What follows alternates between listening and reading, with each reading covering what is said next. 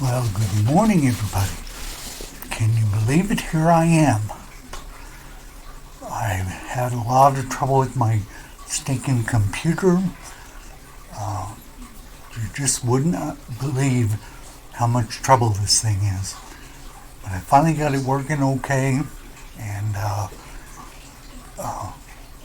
then I was sick, very, very sick for 2 weeks, and so I guess last week I broke down and went to the doctor, and you would not believe it. The doctor has this new stuff. It's called wait a minute. It's a new stuff. It's called medicine. Works wonders. Well, anyway, today is a new day, a new video. I hope that you enjoyed this video. If you do, be sure and like and subscribe. And more than anything, be sure to leave me a comment. So anyway, I have my notes here in case you're wondering why I'm looking down. I had some thoughts because of everybody saying the globe is dead, this kills the globe, and so forth. Well, I have news for all of you people. There is no way that flat Earth is going to kill off the spherical Earth. And I can guarantee that. And so I put together just some of my thoughts.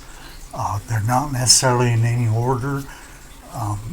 And you can add your thoughts to the comments if you like. But anyway, my first, darn it, there is no parallel to what's taught in schools about flat Earth. Now, I know there were some prominent flat earthers that believe you should either teach flat Earth along with the globe, or you should replace globe with flat Earth, whatever, you know. However, that kind of thing makes absolutely no sense.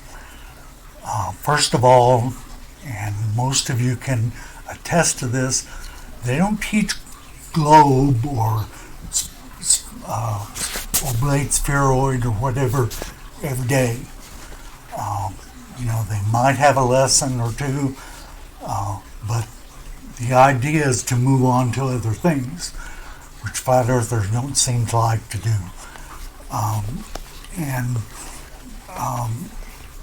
So think about all the things that the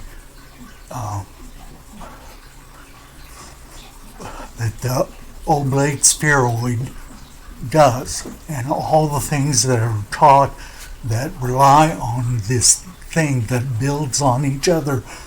And you get down to such things as you go through gravity, which they don't believe, but they don't have any replacement for.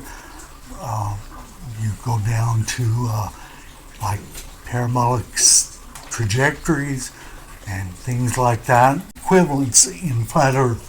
So you have this flat Earth, no gravity, big blank, blah, blah, blah, no ending. There are just no parallels to what reality is taught. The second thing I think is that there's no scientific inquiry. They don't care to try to find out things. I've heard many, many times this thing about Globe Earth gets all the money for research. That's why they believe Globe Earth, because these are all researchers, and not Flat Earth gets none of the research money. Well, in my opinion, that's the fault of Flat Earthers. if they have research they want to do, they can easily write a research proposal and try to get somebody to fund that. It's easy to do, and it's done every day.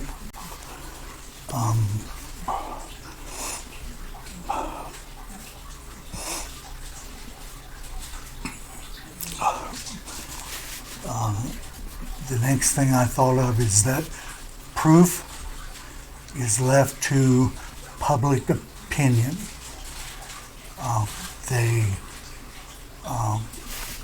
Flat earthers don't have objective proof that everyone can follow. They have, some proof they think of, it's all conjecture, but then they try to get everybody to jump on board their conjecture. And the more people that approve, then the better they think their conjecture is. So that's one thing that I think is going to cause them to lose their ground. And then the next thing, there's a new trend, which it gets it is in one of these, and Nathan Oakley, or Nathan Thompson, if he's still around, is one of these that has this new thing where they say, I don't make any positive claims, so all the proof is on your backs. And that's just not true. They make claims all the time. Everyone makes claims. And these are claims against the status quo. The status quo is, the Oblate spheroid, gravity. The earth is curved. All these things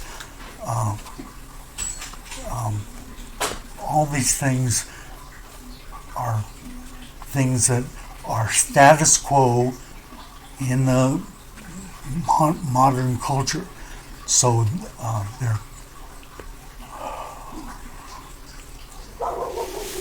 the flat earth people that say it's our burden of proof, that's not true, because we're the status quo.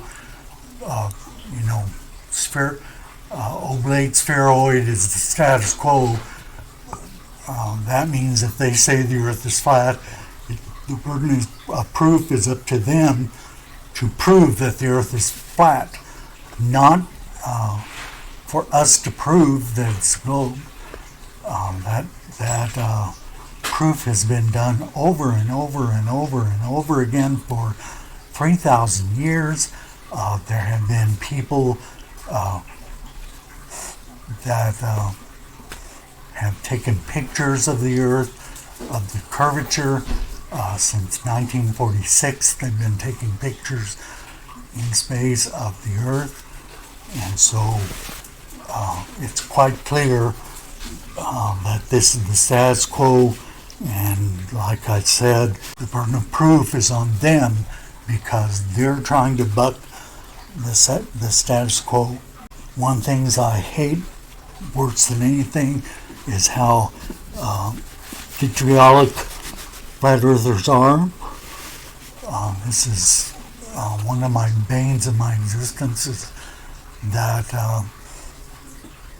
you have people like Daniel Pratt, like Nathan Oakley, that will just rail against people and call them satanic and demons.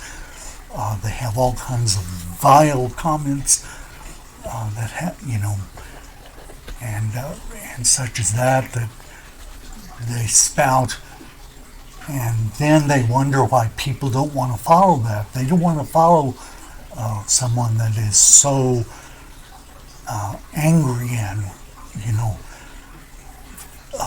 just vile, and so people don't follow them like they do other people.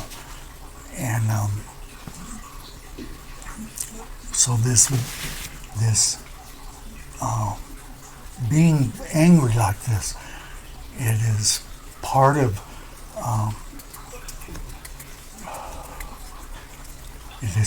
their lives. You take for example, Nathan Oakley has debates. He has even debated other flat earthers like Nathan Thompson, which gets it, and he gets angry with them. They get angry and yell at each other and talk about different things, and I just don't understand that. This guy named Flatty McFlatface one time is right now doing a Force the Line project. He was hoping to get $100,000. He was only able to get flat earthers to agree to $4,000, and he said that there was so much infighting and people arguing about what they were going to do, how they were going to do it, and just arguing with each other and fighting that they couldn't get it done. So that tells you what flat earthers are like.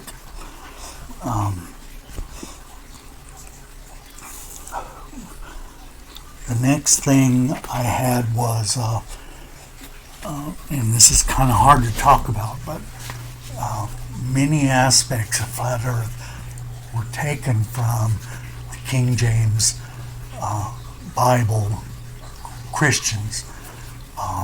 They say things like the firmament, which is mentioned in Genesis 1, that proves that there's a dome over the earth.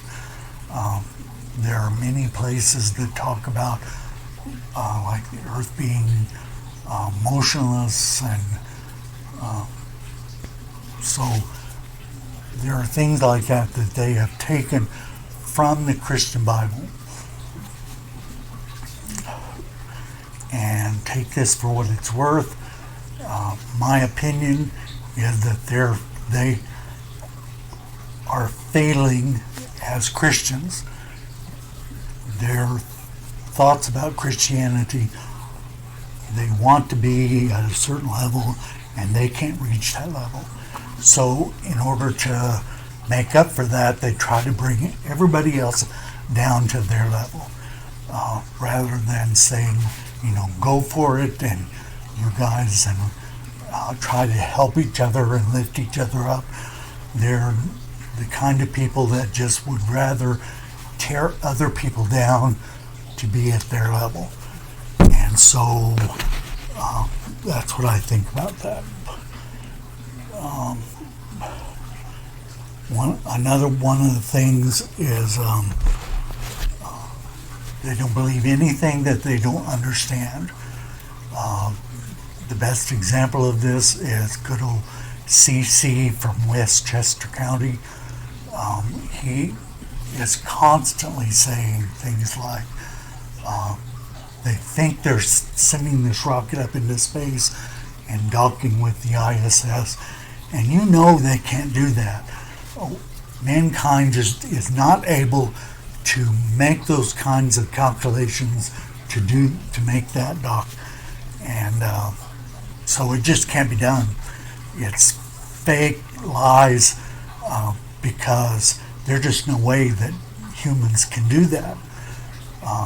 However, he doesn't realize that computers can make tons and tons of calculations per second, and so there's that. Let's see.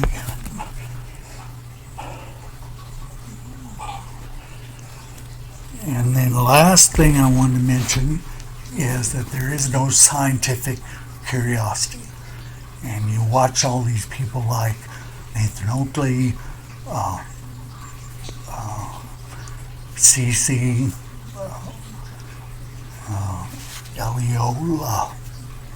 LEO, Level Earth Observer, DITRH.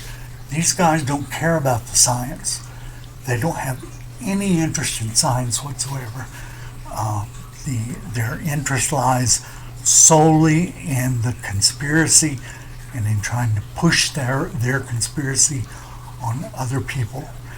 And it's sad to say that, but that's the truth. And, I've tried to talk to people about that curiosity before, and it just goes over people's head because they don't understand what it is to be curious about the science around you. If you see a flower and you think, how great that is, that little flower, that's scientific curiosity. This morning, a 200-ton boulder fell off into Lake Superior, and the first thing I think of is the science behind that. What would cause something like that to happen? What did it do to the water, the ocean or the lake water? And but I'm sure anybody that is flat Earth just didn't even think about the fact that it fell into the water. So that's really all I had today. Again, they're just some thoughts that I had, and I hope you can understand. Maybe you have your own thoughts that you'd like to add a couple. I'd like to see them. I always enjoy your comments, and I try to respond. And like I said, it's always good to hear from you. So let me know, and I'll try to get back on track with making videos.